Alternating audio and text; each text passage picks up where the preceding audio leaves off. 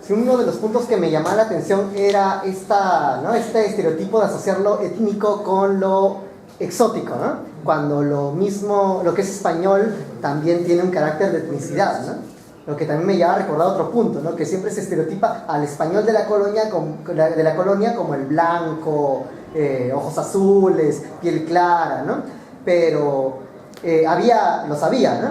Pero me imagino también que el mismo español tenía también otras características fenotípicas, o también se me viene a la mente que la península ibérica estuvo varios años, o parte de ella estuvo dominada por los moros, ¿no? Y me preguntas a qué punto también hubo en la península ibérica un mestizaje no solo cultural, sino también hasta biológico, ¿no?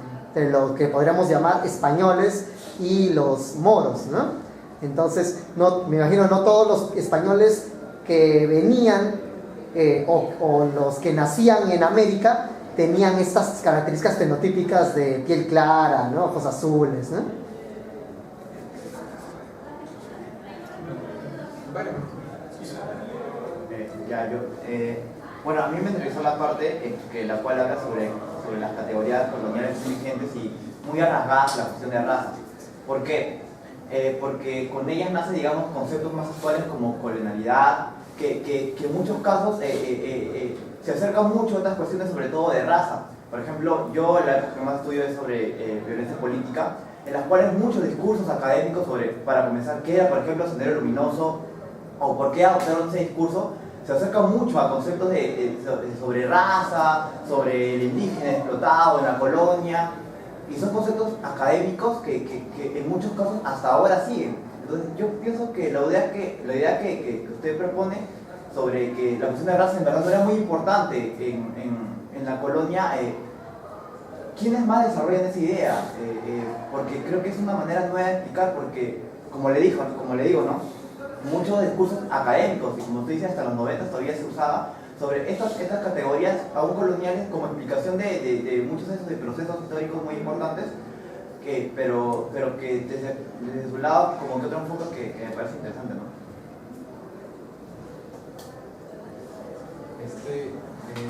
Buenas noches, profesor. Yo también, siguiendo más o menos el camino de Joel, sus propuestas de que el color de piel en la colonia no era lo determinante o no era lo más importante. Entonces mi pregunta surge, ¿en qué momento cambia esto, no? Porque como usted manifestó, en la República el color de piel pasa a ser una parte importante de diferenciación social, ¿no?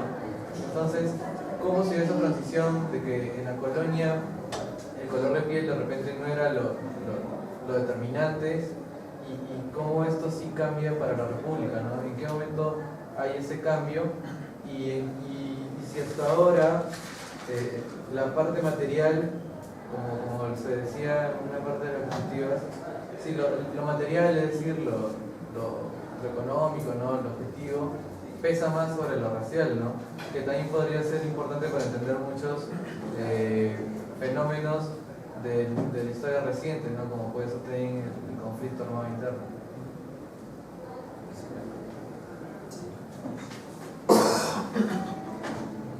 Profesor, buenas noches. Yo tengo una consulta más para el siglo XIX, que es plantear algo así, ¿no? Leyendo el comercio nacional y mediados del siglo XIX, el racismo es transversal, ¿no? Denigrantemente se menciona, ¿no? Negro, mestizo, chino, inferior. Pero el detalle es que más adelante, uno leyendo a Clemente Palma, a Javier Prado, se nota que estas personas incluyen, pues, lo que yo trato de llamar una base teórica, es decir, citan a franceses, citan a sociólogos que han estudiado científicamente estos hechos, ¿no? Y me queda la duda en el trance, ¿no? Porque Clemente Palma es del 90 y estos textos que yo leí son del 50. ¿Cómo llegan estas tesis spencerianas? ¿Cómo llegan este darwinismo social? ¿Cómo llega este racismo científico a Perú, a América, ¿no? ¿Cómo viajó? Porque es el tránsito que me queda la duda, ¿no? ¿Cuál es realmente el tránsito?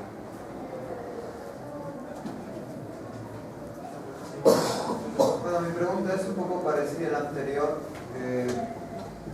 He leído textos en los cuales cuando los españoles llegaron a la América en general, se concebían a los americanos como una civilización no cristiana. Entonces quisiera saber si el concepto de indígena desde el principio fue asumido como una categoría inferior, si se veía al indígena como un personaje inferior desde la misma llegada de los españoles, o si esto ya sería más adelante.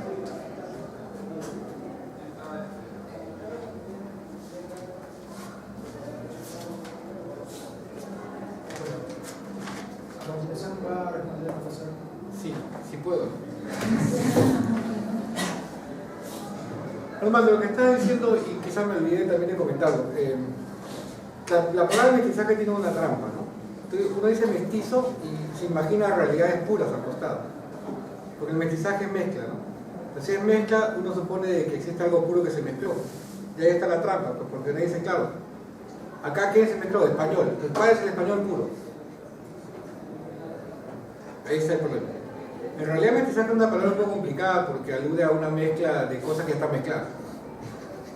¿No es cierto? Porque no vas a encontrar nada. Igualito lo indígena, ¿no? Indígena es una palabra creada por el hecho colonial, definitivamente, ¿no es cierto? Son los españoles los que le ponen categoría a la gente que va acá.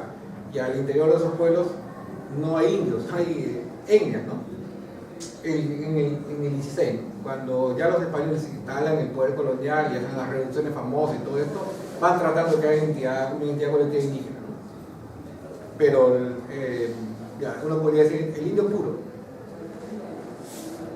Desde que hay ser humano se han mezclado, ¿no es cierto? Además vas a encontrar que el señor España es un mezclado, un mestizo. ¿Mestizo con quién? Probablemente con Guay, que ya sabemos que va a llegar a la costa, ¿no? Entonces es muy difícil despojarse también de esa idea, ¿no? de que no existen identidades esenciales. Ni hay blancos puros, ni hay negros puros. Ni hay españoles puros, ni hay indios puros. Porque en realidad ya está mezclado todo hace mucho tiempo. Obviamente cuando llegan los españoles acá, llega una cultura que en ese momento está trasplantada del mundo europeo hacia nosotros, ¿no? Donde hay ciertos caracteres originales que no estaban presentes acá. En ese sentido sí, obviamente hay algo de significado. Igual que lo indígena acá tiene características originales, o la población afrodescendiente que llega como esclavo, ¿no? Pero no creo que exista un negro puro, porque eso es peligroso, pues. Ya sabemos que el último que habló de razas puras nos llevó, no a nosotros, pero a buena parte del mundo, a una guerra peligrosa, ¿no es cierto? Asumiendo de que había purezas raciales, ¿no? Entonces, uno. La otra es que tiene razón en el sentido de que, claro, el español que viene del sur está mezclado, ¿no? Como todos los españoles, solo que está mezclado con gordo. Y si hay descripciones de españoles que hablan de que son trigueños. Y la otra cosa que no hay que olvidar es que el español también es el criollo nacido acá. El español no solo es el peninsular, ¿no? El español nacido acá es el criollo. Uno encuentra un documento español nacido en Moquegua. Es español. A su parecer son españoles, es español. Ese español nacido en Moquegua probablemente produce también un mestizaje, ¿no? El mestizaje llega por las zonas más insospechadas. Va a un ejemplo, ¿no? Más contemporáneo. La familia de la Puente la conocen, ¿cierto? José de la Puente. Ya, en el libro que ha sacado José de las cartas del bisabuelo, de su bisabuelo, de Manuel Candamo, que fue presidente de Perú. No sé si han visto las cartas, se llaman Cartas de Perú, no me acuerdo, una edición de cartas muy interesante. El Perú y la intimidad. El Perú y la intimidad. Hay una nota de pie de página que es sumamente interesante y que se puede interpretar de varios modos. Yo voy a escoger uno posible. No me acuerdo los nombres bien, pero sí los he hecho. Manuel Candamo fue hijo de Pedro Candamo, no me falló, un chileno, un oficial del ejército de San Martín que llegó acá y que quedándose acá, Pedro Candamo hizo dinero en los negocios, se convirtió en hombre adinerado. Se tuvo hijos con una mujer, creo que se apellidaba González, algo así, María González, no me acuerdo bien, y nacida en un pueblito pequeño al costado de Jauja, con la cual tuvo 3 hijos. Nunca se casó con ella. Uno de los hijos fue Manuel Candamo, que es hijo natural. O sea, no fue hijo de un matrimonio, ¿no? Cuando Pedro Candamo muere, le deja las propiedades a sus dos hijos naturales, no a Manuel, pero los hijos naturales le dan a Manuel educación, todo, y él termina siendo un hombre importante, ¿no? La mujer con la cual tuvo 3 hijos, en vida de Pedro Candamo, cuando él estaba vivo, dejó de ella estar con ella y ella se casó con otro tipo con el cual tuvo un 4.º hijo que es medio hermano de Manuel Candamo. Bueno, hasta ahí la historia ya de por sí es un poco escandalosa, ¿no? O sea, Manuel Candamo realmente fue hijo natural, o sea que don José Agustín de la Puente viene de un hijo natural. Eso es medio rochoso. Pero antes me valentía en publicarlo, o sea, eso, mi respeto. Pero lo más interesante es que quizá, porque es una cosa un poco repetitiva, las preguntas hay que contestarlas más puntualmente. ¿Por qué un hombre tiene 3 hijos con una mujer y nunca se casa? Esa mujer venía de una zona rural muy pequeñita, al costado de Jauja, un pueblo. Sospecha mía, mal pensado, pero quizás cierto, que era sirvienta. Probablemente era sirvienta, porque es una práctica muy usual. Los patrones tienen hijos con sirvientes, con sirvientas, tienen una relación sostenida, además casi de convivencia. Pero para que vean que son decentes, la hizo casar con otro. Porque es una forma de asegurarse la vida, ¿no? Él tenía un compromiso con ella, 3 hijos, igual muchas cosas los unían, pero ¿por qué no se casó con ella? ¿Qué hace una mujer en Lima viviendo en un pueblo tan chiquito? Sospecha mía, sirvienta. Lo cual significa que los Candamo vienen de una familia mestiza. Claro. No sé cómo lo tomará don José Agustín, que viene de una familia mestiza, pero es probable. O sea, ahí te das cuenta de que en realidad tiene muchas mezclas con las cuales la pureza puede estar revoloteada, ¿no? El que no tiene lengua, ¿no? También. Y estoy de acuerdo con el tema de los estereotipos, ¿no? De que le exotizan, ¿no? Indígena, español es una etnicidad también, en el Perú. A ver, lo segundo que preguntaban sobre las categorías raciales actuales, el uso de estas categorías. No es un problema complejo, pero creo que igual me interesa a mí. Y de los últimos acontecimientos que tú puedes ver del uso de las categorías raciales, que son famosos en Facebook, ¿cierto? Estos chicos que chocan y después insultan. Los historiadores tenemos que ver esas cosas también, porque no es solamente para sociólogos, porque ahí está el contenido histórico, ¿no? Porque cuando alguien se molesta o pierde los papeles, no dice blanco de M, ¿no es cierto? Rubio de M, no, es negro, cholo, lo que sea. Va por una categoría que está construida históricamente, ¿no? Entonces uno se pregunta, bueno, ¿quién enseñó eso? Más allá de un jovencito malcriado, en realidad es una cultura compartida, ¿no? Y la cosa creo que es que el lenguaje racial es un lenguaje que utilizamos aún en momentos de conflicto y de tensión, porque es defensivo. O sea, normalmente, en situaciones como las que estamos ahorita, todos controlamos ya actualmente, ¿no? Políticamente nuestro racismo, porque todos tenemos algo de racismo, ¿no? Algunos más, otros menos, pero todos tenemos racismo. En una situación de tensión te van a aflorar esa falta, vas a perder ciertos controles y vas a salir. Por ejemplo, estos chicos que chocaron su camioneta en camino rural, ¿los recuerdan? Estos que voltearon su camioneta y que le sacaron un micro y insultaron a todo el mundo. Probablemente en términos de vida cotidiana, así sentados en un salón de clase, sean correctos, no tengan un lenguaje racista. Pero como estaba entre ellos y tensos, porque en verdad el periodista le estaba agrediendo, ¿no? Le estaba metiendo un micrófono en la cara, ¿no? O sea, también es una agresión, ¿no? Todo el mundo tiene derecho a no declararlo, pero los periodistas pues en el Perú son bastante malcriados, ¿no? Te ponen el micro, te siguen, ¿no? Lo exasperan. No estoy justificando, pero estoy entendiendo qué pasó, ¿no? Y al exasperarlo, perdió el control. Pero el control, ¿qué dijo?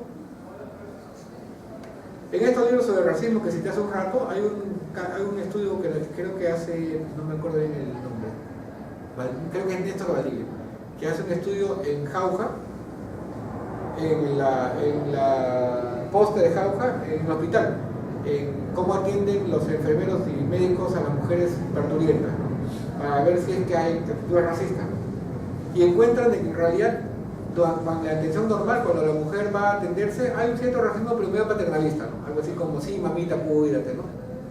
Cosa que no dirían a una mujer de otra categoría social o otro sector, ¿no? Cuídate, sí, mamita, ¿no? Ese trato paternalista, ¿no? Un médico tratando de mamita a una señora que puede tener 20 años más que él, ¿no? Pero bueno, paternalismo tampoco es una cosa tan grave, en fin, como que no es tan notorio, ¿no? Sin embargo, sí encontraron dónde. Cuando la mujer está dando a luz, y es un momento tenso, porque ahí se juega la vida de la mujer, la vida del niño, y el oficio del médico, ¿no es cierto? Porque algo sale mal, va preso, una cosa tensa, ¿no? Además, con riesgo de vida, ¿no? Es ahí, dice, cuando surge el racismo, porque ahí es cuando la enfermera que la trató bien a ella y le dijo, ya ves, por eso tienes tantos hijos, chola. O el médico dice cosas como esa. Entonces te das cuenta de que cuando hay tensión, en el Perú, cuando hay conflicto, cuando hay tensión, es cuando fue el racismo. Porque creo que siempre fue un lenguaje defensivo, ¿no? Es el callejón, es la cultura del callejón. En Lima, la gente convivió y aprendió a defenderse. ¿Cómo aprendió a defenderse del otro? Insultando racialmente. No hemos creado un discurso alternativo al insulto racial. Sin embargo, sí tenemos convivencia, ¿no? Porque o sea, hay mucho encuentro, pero no tenemos un discurso que hable de eso, tenemos un discurso de confrontación, quizá porque es defensivo, ¿no? O sea, son hipótesis, no te estoy diciendo que tenga la razón, ¿no? Pero lo que yo veo en los programas de televisión que salen, etc., me hace ver eso, ¿no? Es el conflicto el que hace que el racismo surja, ¿no? El conflicto, la tensión, quizá eso, por eso lo de la época de violencia, ¿no? O sea, el soldado que actúa, o el militante senderista que actúa con brutalidad contra una población campesina, y que para actuar con esa brutalidad la está considerando subhumana, ¿no? Hay una mirada sobre el otro que ya lo inferioriza, ¿no? Para que tú puedas torturarlo, estas cosas, estás considerando que el otro no es como tú, ¿no? Es un cuerpo que no es igual al tuyo, ¿no? También por la condición, ¿no? La condición de tensión, ¿no? O sea, el soldado era color de piel igual al torturado, el senderista color de piel igual al campesino, y sin embargo afloraba eso, ¿no? Probablemente ustedes puedan hacer algo que nosotros no pudimos hacer, ¿no? Y que debe estar a la mano de ustedes. ¿Y qué es lo que deben hacer? Dentro de 10 años, los militantes senderistas y los policías y los miembros del ejército que participaron, quizás quieran hablar. Pero ya no lo juzguen, pues ya no se trata de escucharlos para decir qué mal, qué bestia que fuiste. No, sino que ustedes que van a tener que hacer la investigación nos expliquen a los mayores y a los que vengan qué fue lo que pasó y por qué la violencia fue posible, ¿no? Pero para eso va a ser necesario que la gente hable, ¿no? Y te cuente, ¿no? Pero va a tener que escuchar investigadores que ya estén despojados de moralidad respecto al problema. Probablemente nosotros no podemos, ¿no? Eso es muy metido, ¿no? Pero ustedes que son más jóvenes quizás sí, porque la distancia va a ayudar en el sentido emocional, ¿no? Para que escuches un relato de un senderista o de un militar que digo, sí, pues si entré así, estoy maté así, ¿no? Pero no para el escándalo, ¿no? ¿Se entiende? No para escandalizar, sino para entender la lógica de la violencia, ¿no? Lo racial, lo étnico. Seguramente en 10 años van a querer hablar, ¿no? Cuando tengan 75, 80 años y ya sean inimputables van a querer hablar, ¿no? Sí, que se gana su confianza. A ver, lo del color de la piel, el significado de la igualdad, sí, es la república, creo yo, es mi propuesta. Es la república, pero ¿por qué? Hay algunos ejemplos históricos similares. El caso de España, cuando en el siglo XVI y XVII España decide expulsar a moros y judíos de la península, la expulsión fue solo si cierta condición no se cumplía. Si el moro o el judío no se convertía, se iba, pero si se bautizaba, se quedaba.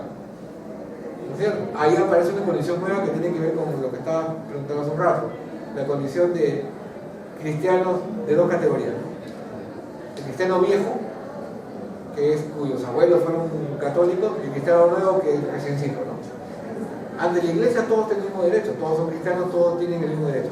Sin embargo, la sociedad reaccionó creando una diferencia ante la obligación de ser iguales. Porque cuando se eliminó la diferencia entre judíos y moros, todos son cristianos, ¿cierto? Todos están obligados a aceptar a todos porque todos son cristianos. Sin embargo, ¿cómo reaccionó la sociedad? Creando un muro, ¿no?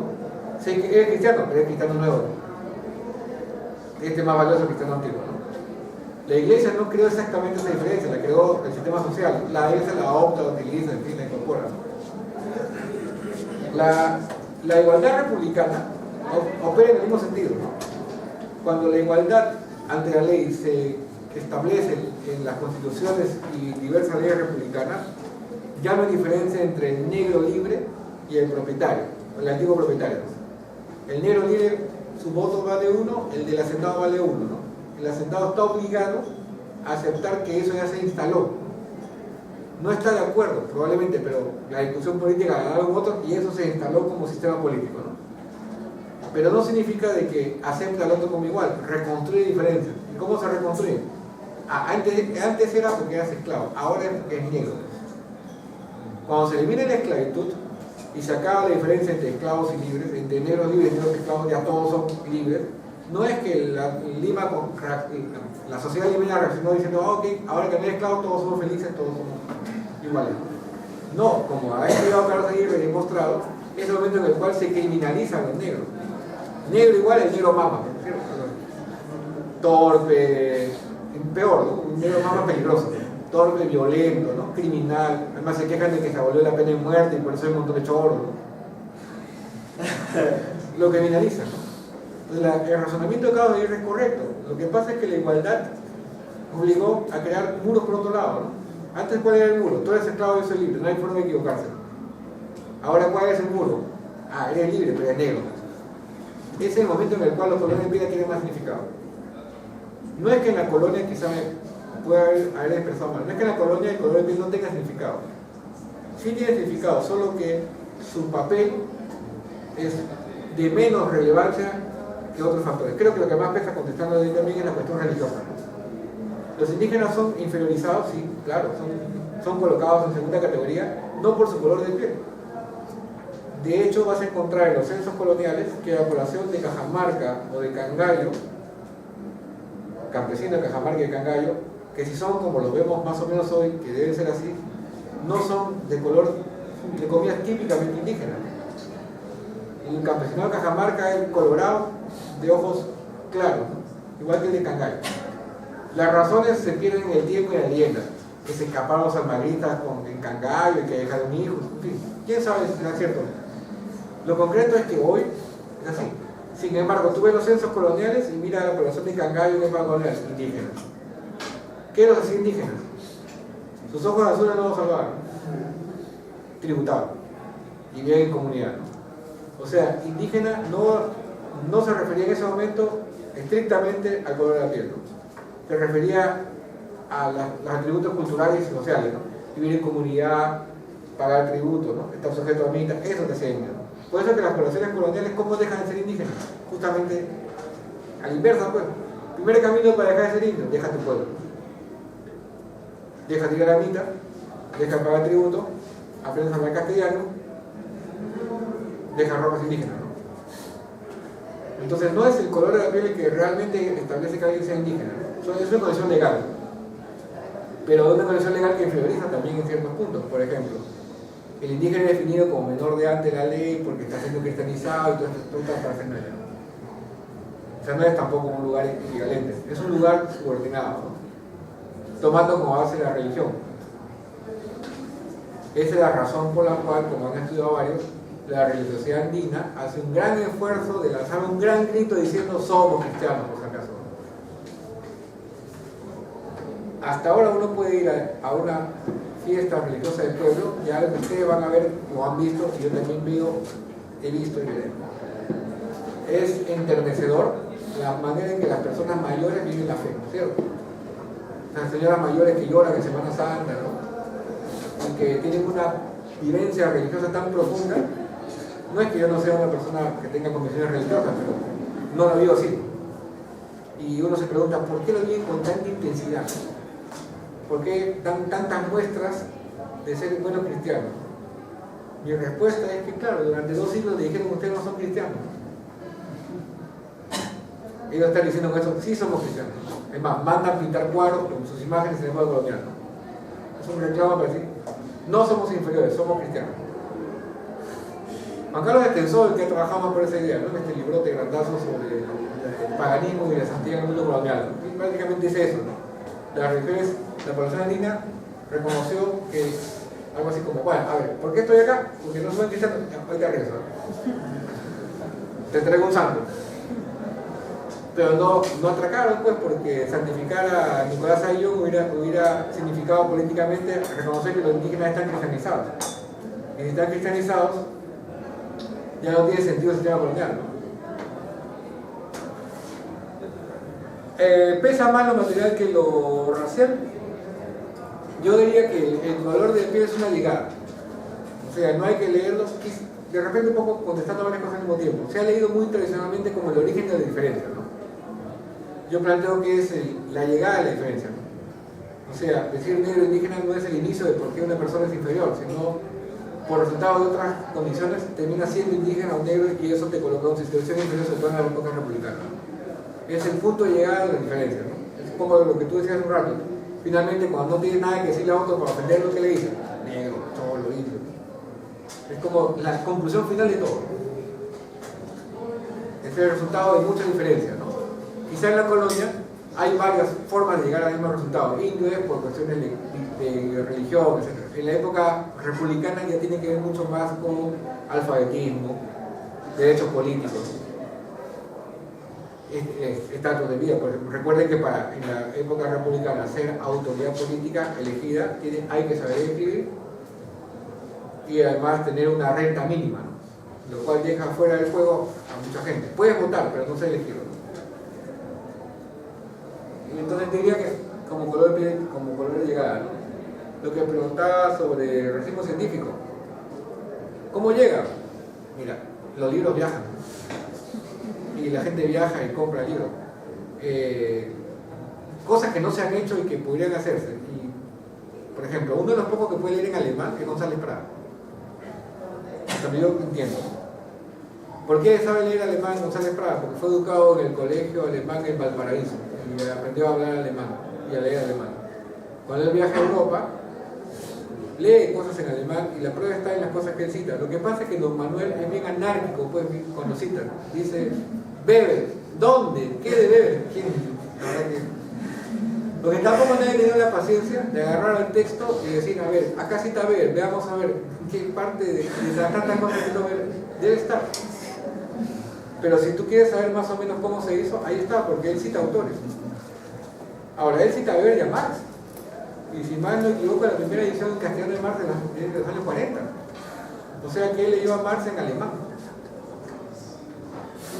Entonces, sí. Y la otra cosa es que la gente viaja, ¿no? La gente viaja y compra libros, ¿no? Y hay un mercado de libros, ¿no? No se han estudiado bibliotecas republicanas, se han hecho un poco más para la colonia, ¿no? Pero tú puedes seguir por la pista de los autores que van señalando, ¿no? Y buscar las ediciones, ¿no? Y acá se lee en francés y en alemán. Bueno, en francés mucho más, inglés menos, ¿no? Pues la educación de principios del siglo XX es en francés, leen en francés. Pero hay algunos que leen en alemán, como González Prada, que creo que es el único, ¿no? Y me acuerdo que él cita, quizá algunos recuerden, a Weber, a Marx y a varios filósofos alemanes, ¿no? Así que lo leía en alemán. Que los entendía, no sé, pero lo leía muy bien. Lo último que preguntaron, bueno, ya te contesté sobre el derecho indígena a lo inferior.